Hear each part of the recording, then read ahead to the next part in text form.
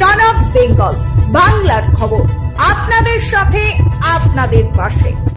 বাঁকুড়া বিধানসভা তৃণমূল কংগ্রেসের প্রার্থী ডক্টর অনুপ মণ্ডলের কেন রাজনীতিতে যোগদান খোলসা করলেন নিজেই। বাঁকুড়া বিধানসভা তৃণমূল কংগ্রেসের প্রার্থী ডক্টর অনুপ মণ্ডল রাজনীতিতে যোগদানের কারণ স্পষ্ট করলেন নিজের বক্তব্যে। তিনি বলেন, ডক্টর বিধানচন্দ্র রায় যেমন একসাথে চিকিৎসা ও রাজনীতি করেছেন, তেমনই ভারতবর্ষে বহু উদাহরণ রয়েছে। ডাক্তারি ও রাজনীতি দুটো ক্ষেত্রেই দেশ সেবার সুযোগ আছে। তাই আমি এই পথে এসেছি এবং দুটোই সমান তালে চালিয়ে যাব। প্রধান প্রতিপক্ষ বিজেপি এখনও বাঁকুড়া কেন্দ্রের প্রার্থীর নাম ঘোষণা না করলেও তা নিয়ে বিশেষ গুরুত্ব দিতে নারাজ তিনি।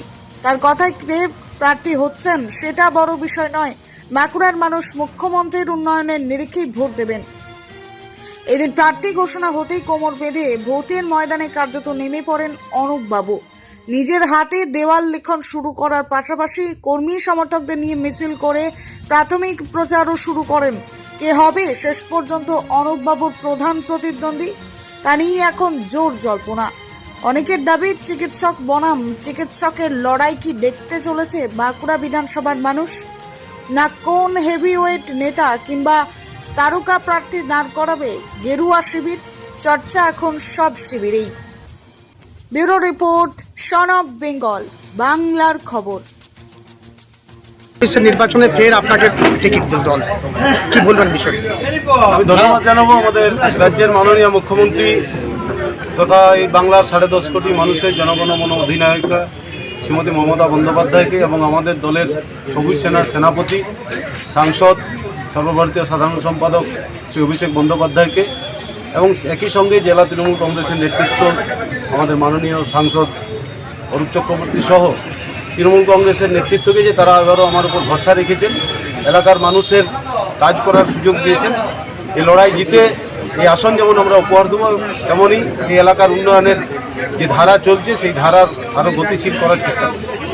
বলছি দাদা, বিজেপি প্রার্থী ইতিমধ্যেই আজ থেকেই প্রচার শুরু করে দিয়েছে, সেখানে আজকে আপনাদের দল প্রার্থী ঘোষণা করলো।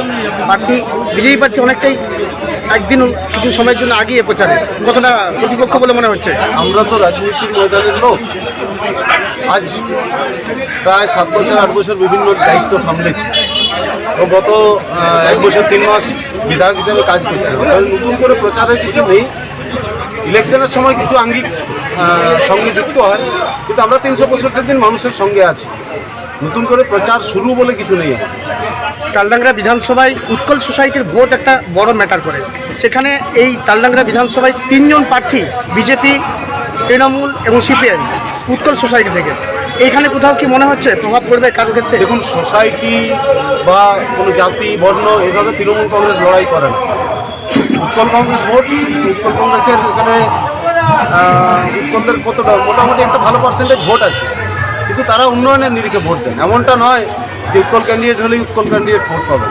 আপনারা বিধানসভার উপনির্বাচন ভালো করে খেয়াল করে দেখুন, মানুষ উন্নয়নের নিরিখে ভোট দিয়েছিল, কাজের নিরিখে ভোট দিয়েছিল, এবারও কাজের নিরিখে। কিন্তু বিজেপি, অন্যদিকে সিপিএম যিনি প্রার্থী হয়েছেন উনি উপনির্বাচনে আপনার সাথে প্রতিদ্বন্দ্বিতা করেছেন। সিপিএম নিয়ে যত কম বলা হয় ততই ভালো, মানুষ সিপিএমকে ছুঁড়ে ফেলেছে। আর বিজেপি নিয়েও আমরা কোনো একটা চিন্তিত নই, কারণ বিজেপি পরিচালিত কেন্দ্রীয় সরকার যেভাবে বাংলার উপর নির্যাতন নামিয়ে এনেছেন, বাংলার মানুষ তার জবাব দেবে 26-এর নির্বাচনে। প্রতিপক্ষ হিসাবে কাকে বেশি গুরুত্ব দিচ্ছেন?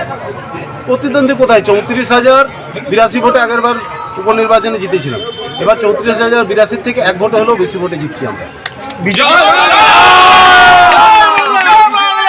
বিজেপি বারবার দাবি করেছিল ভূমিপুত্র প্রার্থী হিসাবে, সেখানে ভূমিপুত্র প্রার্থী দেওয়া হয়েছে বিজেপির ক্ষেত্রে, সেটা আপনার এলাকারই।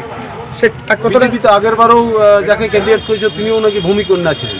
দেখুন, ভূমিপুত্র ভূমিকন্যাতে হয় না, এলাকায় মানুষের কাজ করতে হয়, মানুষের কাজের অবদান রাখতে হয়, তবে গিয়ে মানুষ বিশ্বাস করেন, ভরসা করেন, আশীর্বাদ করেন। আমরা কাজ করেছি, এলাকার মানুষের ডেভেলপমেন্টের কাজ করেছি, অল্প সময়ের মধ্যে যতটা করা সম্ভব অনেকগুলো রাস্তা সংস্কার করে দিয়েছি, বিভিন্ন জায়গায় অজয়ের প্রপোজাল দিয়েছি, পুকুর সংস্কার করেছি, লাইট বসিয়েছি, প্রচুর কাজ করেছি। জয়ের ব্যাপারে কতটা আশাবাদী? জয় হয়ে গেছে 4 তারিখ মিটিংয়ে। বলছি দাদা, আপনাদের দলের বিধায়ক প্রাক্তন মন্ত্রী, যিনি মন্ত্রী ছিলেন, দীর্ঘদিন বেশ কয়েক বছর মন্ত্রী ছিলেন এবং তাকে টিকিট দেওয়া হয়নি, এমনকি রায়পুরের বিধানসভার যিনি বিধায়ক তাকেও দল থেকে টিকিট দেওয়া হয়নি। কেন মনে হচ্ছে বা কী বলবেন এই প্রশ্নে? এই নিয়ে আমার বলার দৃষ্টতা নেই, এই সিদ্ধান্ত সর্বোচ্চ নেতৃত্বের। দিদি যে সিদ্ধান্ত নেবেন সেটা দরকার। ওইটা নিয়ে কি বলবেন? আমি তো এক্ষুনি বললাম যেটা ভারতবর্ষের ইতিহাসে এরকম অনেক নজির আছে।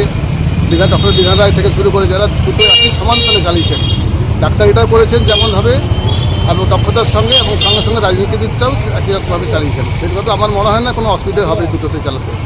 দাদা, অনেক সময় বাইরের প্রার্থী দেখা গেছে এই বিধানসভাতে, এবারে ঘরের ছেলে, কি বলবেন? কিন্তু বাঁকুড়ার মানুষের যেমন ডিমান্ড ছিল, আমাদের মাননীয় মুখ্যমন্ত্রী যেমন চেয়েছেন সেরকম মানুষ যা চেয়েছে মুখ্যমন্ত্রী তাই দিয়েছেন। সেই জন্যই বাঁকুড়ার লোকাল ছেলেকে মানে ভূমিপুত্রকে দিয়েছে।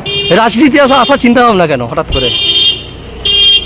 রাজনীতি আসার চিন্তা ভাবনা মানে আমার নিজের থেকে ছিল না, মানুষের কাজ করতে যাবে। আমি তো যখন আমাকে প্রথম অফার আসে আমি বলেছিলাম যে ডাক্তারিটা আমার প্রথম, যে ডাক্তারি থেকে আমার পরিচিতি, ডাক্তারিটা করতে হবে, সঙ্গে সঙ্গে এটা আমাদের দেশ সেবা, আর যে রাজনীতিটাও একটা বৃহৎ স্কেলের দেশ সেবা।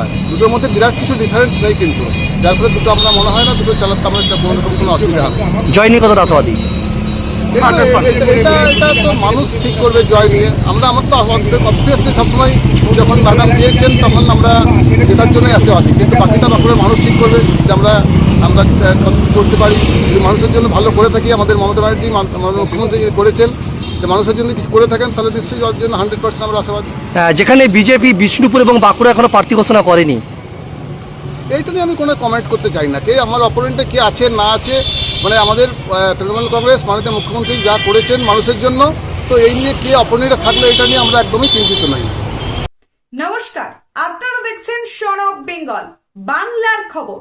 সন অফ বেঙ্গলের মাধ্যমে প্রত্যেকটা খবর সবার আগে আপনাদের কাছে পৌঁছে দিই আমরা।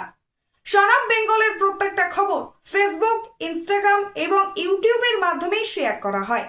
আমাদের ফেসবুক পেজ, ইউটিউব এবং ইনস্টাগ্রাম আপনারা দেখুন, ফলো করুন এবং শেয়ার করে দিন প্রত্যেক সংবাদ প্রেমীদের কাছে। আমাদের ফেসবুক পেজে যান, সেখানে গেলে দেখতে পাবেন রাজনীতি, খেলার খবর এবং বিনোদন জগতের সমস্ত আপডেট সহ লোকাল খবরের খুঁটিনাটি উপলব্ধ। তাই সঙ্গে থাকুন, দেখতে থাকুন সন অফ বেঙ্গল বাংলার খবর।